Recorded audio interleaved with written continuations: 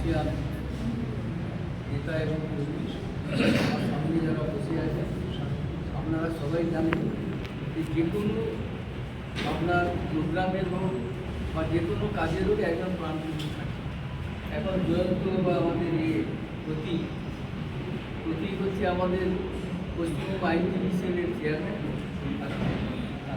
আর জয়ন্ত হচ্ছে আমাদের হাইকোর্ট ইউনিটের চেয়ারম্যান, আর সুমিত্রা হচ্ছে আমাদের অন্য।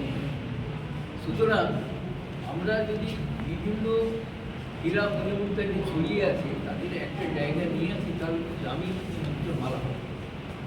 আইনজীবী সেল একমাত্র সেল, বিশেষ করে হাইকোর্টে অন্যান্য কোর্টে যারা আছে সাংঘাতিকভাবে জনসংযোগ। শুভঙ্কর বাবু আছেন, উনি জানেন যে উনি নিজে আইনজীবী।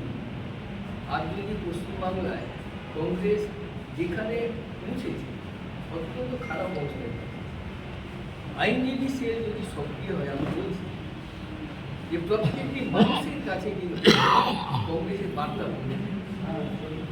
আজকের স্বাস্থ্য বিভাগ দেখুন, আন্দোলন করো ডাক্তারবাবুরা সরকারকে নড়িয়ে দিন। এত দুর্নীতি একমাত্র আইনজীবী আমরা জানি, যারা আছে যাদের সঙ্গে সরাসরি মানুষের যোগাযোগ আছে তারা যায়। আপনি ভূমি দখল, এত দুর্নীতি মামলা জমে আছে, কোনো মামলা বেসরকারি কোনো সুযোগ পাচ্ছে না, বিচার পাচ্ছে।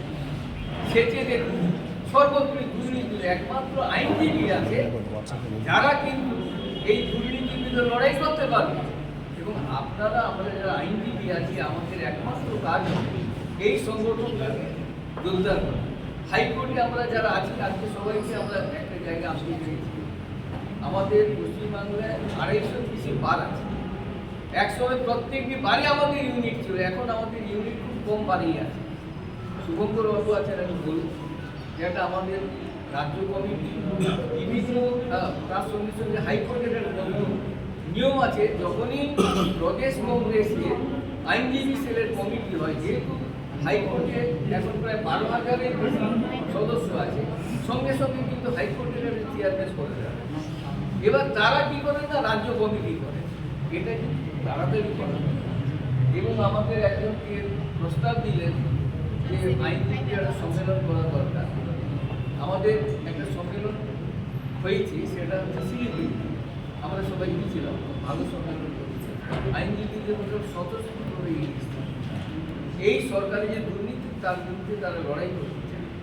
আর দক্ষিণবঙ্গে আমরা যারা আছি আমরা খুবই সংগঠিত, কিন্তু যে কোনো কারণেই হোক আইনজীবীরা আমরা ঠিক একটা প্ল্যাটফর্মে এসে ওয়ার্ক করার মানসিকতা তৈরি করতে পারিনি। কিন্তু শুভঙ্কর বাবু হয়েছে ছাত্র পরিষদ, আজকের এখানে যারা আছেন আমার মনে হয় এর মধ্যে 90%-ই ছাত্র পরিষদের ভোট আছে।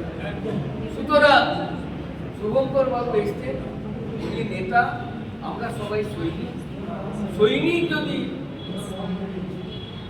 সবল হয় আর তার সেনাপতি যদি খুব দক্ষ, তাহলে আমরা কিন্তু বিরোধীদের যে কোনো শক্তিকে করাই একদম। আমাদের এখানে তৃণমূল কংগ্রেসকে আর দুর্বল করে তৃণমূল। আরেকটা বলবো, যদিও বিতর্কিত, আমাদের তিক্ত অভিজ্ঞতা, যখনই আমরা বামপন্থীদের সঙ্গে কোনো জায়গায় জড়িয়ে গেছি, আমাদের সুযোগটা তারা নিয়েছে, কিন্তু তাদের সুযোগ আমাদের নেই। এটা বাস্তব। এই হাইকোর্ট ইউনিটে যে আমাদের ইলেকশন হয়, সেটা আমরা খুব লক্ষ্য করেছি। আমরা কিন্তু ভেলে ভোট দিয়েছি, কিন্তু তাদের এমন একটা রেজিমেন্টেড পার্টি, তারা যাকে দিতে বলবে তারই হবে, কিন্তু প্যানেল পায়নি। সেই জন্য আমি শুভঙ্কর বাবুকে বলবো যে এটা আপনি লক্ষ্য রাখবেন যে আমরা জন্য একা চলতে পারি, এবং তাতে আমরা বুঝতে পারবো যে আমাদের শক্তি কত। এবং মানুষ কিন্তু কংগ্রেসকে চাইছে একজন নেতা যার পথে ভরসা করে না। স্বাধীনতা আন্দোলনের সময় কংগ্রেসের নেতারা বলতে যাও, এগিয়ে যাও, জানে যে ইংরেজের পুলিশ গুলি করবে, মরবো, কিন্তু যিনি মরবেন তিনি জানতেন আমি যার কথায় যাচ্ছি তিনি কিন্তু আমার পরিবার পরিজন আমাদের সবাইকে রক্ষা করবে, পাশে থাকে। শুভঙ্কর বাবুকে বলবো, মানুষ যদি বুঝতে পারে যে কংগ্রেস বা তার নেতারা আমাদের পাশে আছে, তাহলে কিন্তু 2026-এ আমরা একা লড়াই করলে অনেক ভালো রেজাল্ট। আমি অনুরোধ করবো আপনারা যারা এসছেন, শুভঙ্কর বাবু আছেন, তারা আমরা মূল্যবান বক্তব্য শুনবো, গাইডলাইন সেইভাবে আমরা চলবো।